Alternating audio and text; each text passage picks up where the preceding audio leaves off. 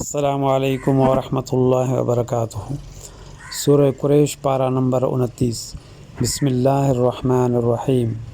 لإیلاف قریش ایلافہم رحلۃ الشتاء والصیف فلیعبدوا رب ھذا البیت الذی اطعمہم من جوع وآمنہم من خوف۔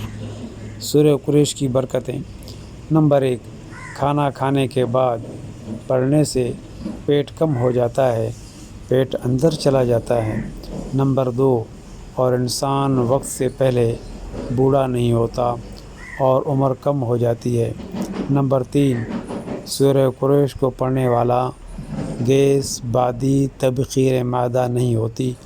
سورہ قریش پڑھنے والے کا کھانا زہر نہیں بنتا۔ سورہ قریش پڑھنے والے کو کھانے کے بعد گیس، مستقل مسائل، کولیسٹرول، یورک ایسڈ نہیں بنتا۔